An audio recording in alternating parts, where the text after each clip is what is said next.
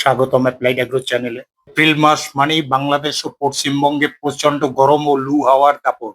এই সময় গোলাপ গাছকে ঝলসানো থেকে বাঁচানো এবং আর্দ্রতা বজায় রাখাই হলো আসল চ্যালেঞ্জ। এপ্রিলে গোলাপের বিশেষ পরিচর্যার একটি গাইডলাইন আমি বলছি। জল দেওয়ার নিয়ম, ওয়াটারিং। এই মাসের সবচেয়ে গুরুত্বপূর্ণ হলো জল। সময় খুব ভোরে এবং সূর্যাস্তের পর এই দুই বেলা গাছে জল দিন। দুপুরের কড়া রোদে কখনোই জল দেবেন না। স্নান করানো, গাছের পাতায় ধুলো জমলে সালোক সংশ্লেষণ ব্যাহত হয়, তাই স্প্রেয়ার দিয়ে পুরো গাছ ভালো করে জল দিয়ে স্নান করিয়ে দিন।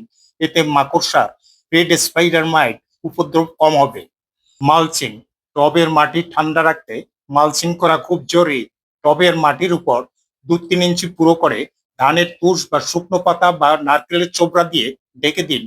এতে জল দ্রুত শুকিয়ে যাবে না এবং শিকড় ঠান্ডা থাকবে। রোদের তীব্রতা থেকে সুরক্ষা, সম্ভব হলে গাছগুলোকে এমন জায়গায় রাখুন যেখানে সকালে 3-4 ঘন্টা রোদ পায় কিন্তু চড়া রোদ না লাগে। বেশি রোদে গাছের পাতা পুড়ে গেলে, লিফ বার্ন হলে গ্রিন নেট ব্যবহার করা বুদ্ধিমানের কাজ। সার প্রয়োগ, ফার্টিলাইজিং। গরমের সময় খুব কড়া বা রাসায়নিক সার এড়িয়ে চলাই ভালো। তরল সার, ফুল পচা জল ব্যবহার না করাই ভালো, কারণ তা থেকে শিকড় পচন ধরতে পারে। তার বদলে খুব পাতলা করে করা মিক্সড জৈব সার দিতে পারেন।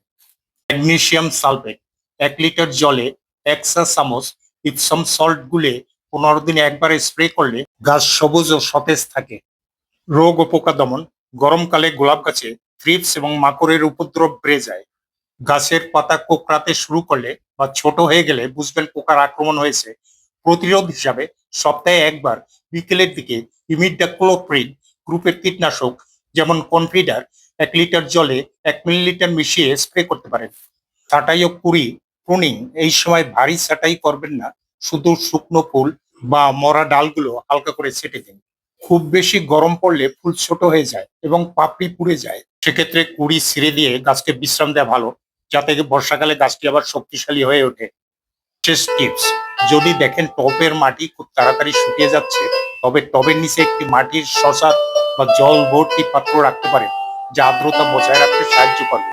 নিয়মিত পর্যবেক্ষণ ও সঠিক পরিচর্যার মাধ্যমে সকল প্রতিকূলতা অতিক্রম করে আপনার গোলাপ গাছটি সুরক্ষিত থাকুক। ধন্যবাদ।